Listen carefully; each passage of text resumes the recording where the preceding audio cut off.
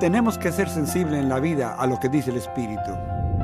Para pertenecer al reino, debemos participar en lo espiritual. No es genético ni heredado, sino algo que Dios nos da. A veces no lo vemos, pero el Espíritu está obrando en el momento.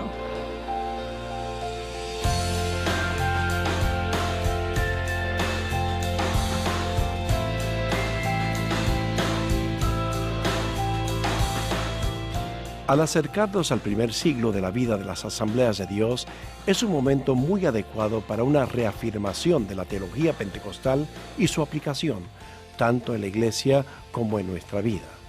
El libro del Dr. Wood es valioso y oportuno por su tema y la instrucción que ofrece. En él encontramos las verdades, valores y compromiso que movían a nuestros antepasados y vemos nuestra necesidad de vivir en el Espíritu en la actualidad. El subtítulo nos acerca a Dios, nos envía al mundo, señala que la vida en el Espíritu afecta nuestra espiritualidad, adoración y testimonio, al llevarnos a una intimidad mayor con Dios y nos capacita para proclamar el mensaje de Jesús. La vida en el Espíritu nos instruye y nos inspira acerca del vital papel, la presencia del Espíritu en nuestra vida. Aunque sin la intención de ser un amplio estudio de la doctrina pentecostal, presenta la clara perspectiva del líder de nuestra fraternidad.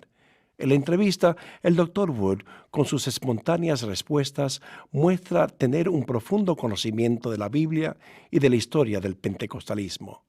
Su habilidad para presentar la teología pentecostal de forma creativa y agradable es única.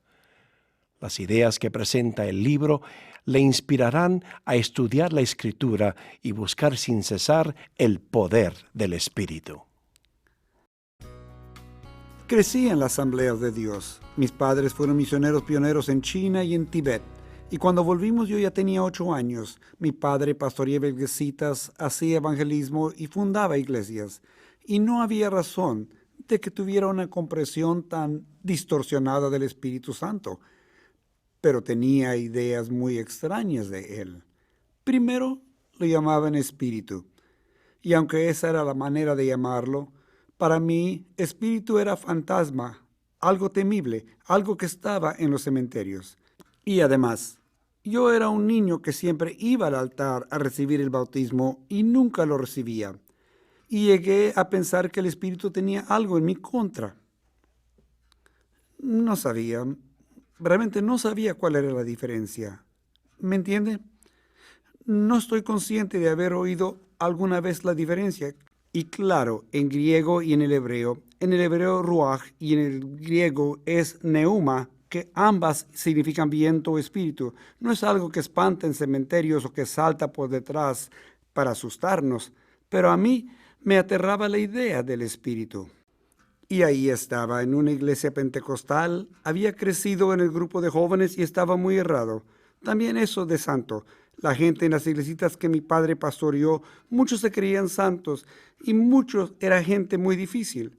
Se veían muy santos y eso era su santidad. Estaba en el exterior, pero igual los fariseos veían faltas en todos, pero ellos estaban orgullosos de su santidad.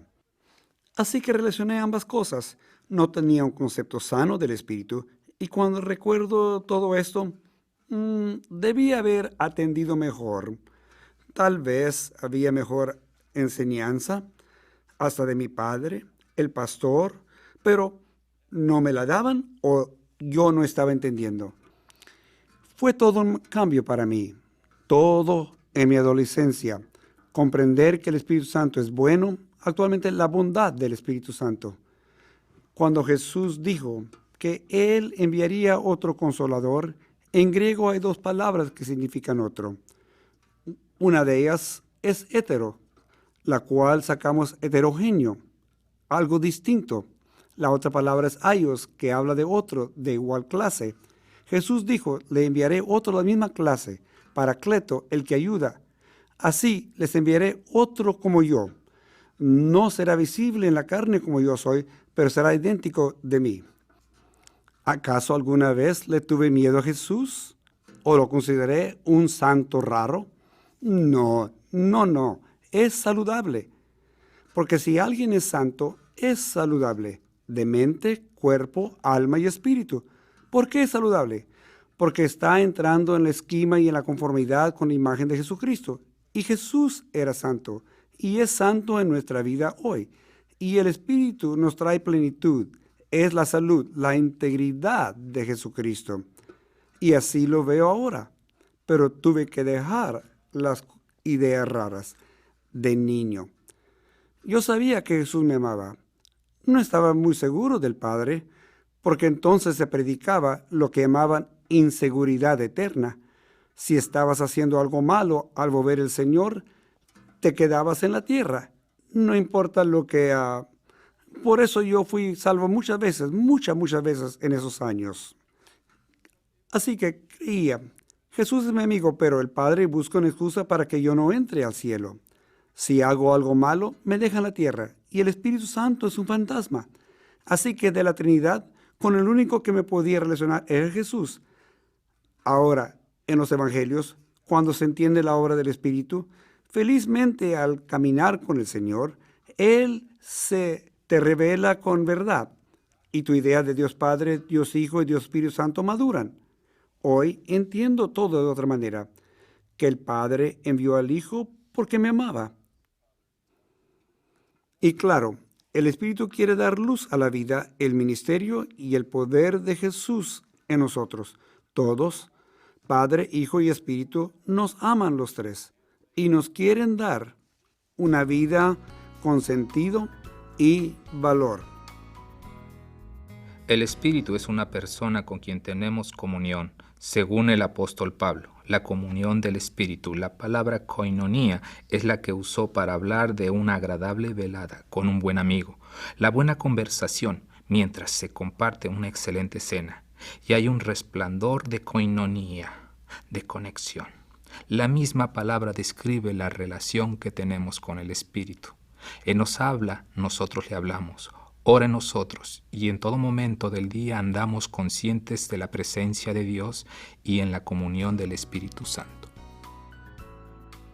En mi experiencia personal, cada vez que he necesitado cerca la presencia de Dios, especialmente en momentos de prueba o cuando estoy sola, es cuando el Espíritu Santo es más personal y la presencia de Dios envuelve esa entidad particular suya, y al tener su cercanía y presencia, yo sé exactamente qué parte del Trino de Dios es. Creo que en la Guerra de las Galaxias decían, la fuerza está contigo.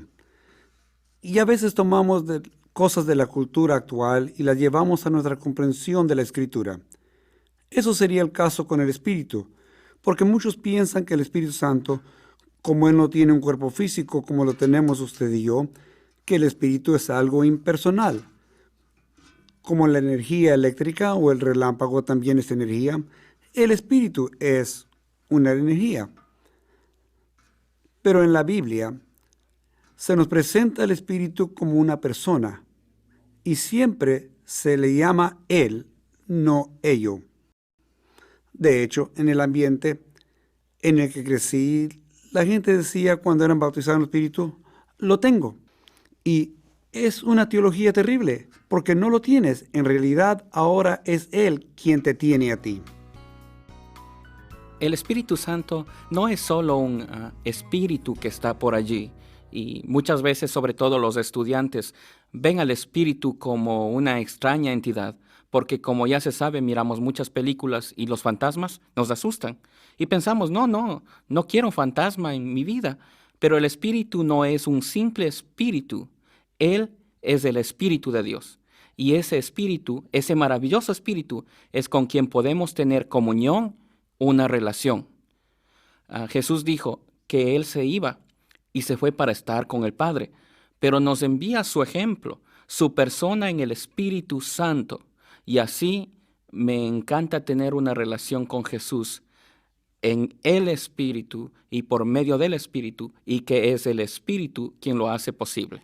Como se sabe, siempre que oramos ponemos al Espíritu para terminar nuestras oraciones, pero nunca pensé que fuera persona. Era más bien, el Espíritu era más como una fuerza y siempre lo llamamos Espíritu Santo, pero nunca pensé en él como una persona que estaba contigo y dentro de uno. No, pero cuando le entregué mi vida al Señor, fue la primera vez que abrí la Biblia y se hizo palabra viva para mí. Aunque había crecido oyendo la Biblia que se leía en la iglesia y mi padre la leía en el devocional de la familia, casi nunca yo tomaba la Biblia y la abría y la leía por mi propia cuenta. Fue después de eso cuando empecé a entender mejor quién es Él y que es una persona y que desde que le di mi vida, Él vivía en mí y estaba conmigo siempre. Eso fue una revelación nueva para mí, en realidad, saber que el Espíritu es una persona. Hay muchas palabras que presentan al espíritu como una persona. Por ejemplo, nadie miente electricidad, ni tampoco una fuerza, pero sí se miente al espíritu. Se apaga el espíritu, se entristece el espíritu o se recibe convicción de él. Porque el espíritu vino a convencernos. Sobre todo, eso lo digo como abogado y como ministro, el Espíritu Santo es el fiscal de Dios. Él primero nos lleva a Cristo, convenciéndonos de pecado, de juicio y de justicia por venir. Su función es derrotar el veredicto del mundo que llevó a Jesús a la cruz. El veredicto del mundo religioso y de la autoridad política fue este: es un criminal, es culpable, es un falso profeta. En cambio, su veredicto es el Hijo de Dios y solo habló verdad. Y su labor es convencernos de esta realidad. Esta es una obra personal. Yo creo que al ver la personalidad del Espíritu, aquello que a mí, no sé, me impresiona, y no que sea una característica objetiva más importante, me impresiona personalmente que el Espíritu habla. Y muchas veces en mi propia vida he sentido ese susurro, nunca una voz audible. Siempre la he querido oír, pero he aprendido después que en la Biblia todo aquel que escuchó la voz audible de Dios tuvo que sufrir después. Así que ya no tengo esa preocupación. Estoy feliz de no haber escuchado esa voz, pero es la impresión del Espíritu en el corazón. Cuando me eligieron superintendente general, ahí sentado en la plataforma ante toda aquella gente, como unos 4,000 delegados habría, pensaba, ¿quién puede guiar a todos estos? ¿Quién podrá? Yo no puedo. Y sentí el Espíritu citar de la Biblia, porque Él nos hace recordarlo todo. Era algo así: George, recuerda que mi yugo es fácil y mi carga ligera. Has disfrutado todo lo que has hecho en el ministerio y esto también. Esto me dio un gran alivio para comenzar esta labor. Cuando me reeligieron en este concilio general pasado, me hizo recordar otra palabra. Fue como si me hablara a través de Caleb. Caleb tenía 85 años entonces y 45 años antes había sido uno de 2 espías que había dicho, pasemos. Y Caleb dijo, yo tengo tantas fuerzas y todavía tengo vigor como entonces, dame esta montaña. Y estas fueron palabras de mucho aliento. En mi mente quiero tener facilidad, fuerza física, fortaleza y fe de Caleb, que dijo, Dios no me puso aquí para pasar el tiempo, me puso aquí para hacer algo. Hay montañas, hay toda una nación que alcanzar, hay miles de iglesias que tenemos que fundar, miles de jóvenes que debemos equipar para servir a Cristo con eficacia y fuerza en su generación. En el Concilio General tenemos que producir recursos para evangelizar y discipular a la nación y llevar el mensaje de Pentecostés al mundo. Hay muchas cosas por hacer y el Espíritu me está diciendo, George, durante estos años no seas pasivo, sabes, no te sientes tras un escritorio para hacer las cosas. Yo te he llamado para estos tiempos y tienes tanto vigor como hace 45 años. Por eso, adelante. Y esta seguridad es el Espíritu quien la da. Y no solo para mí.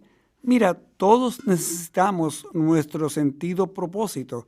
El Espíritu quiere dar propósito a nuestra vida para que cumplamos nuestra misión.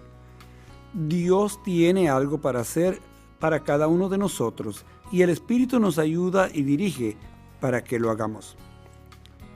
La Biblia nos habla de 3 personas de la Trinidad desde el principio de Génesis hasta el final del Apocalipsis. Hay un Dios vivo y verdadero en 3 personas: Dios Padre, Dios Hijo y Dios Espíritu Santo. Cada uno una persona y cada uno Dios. Pero Dios es uno en perfecta unidad de propósito y amor.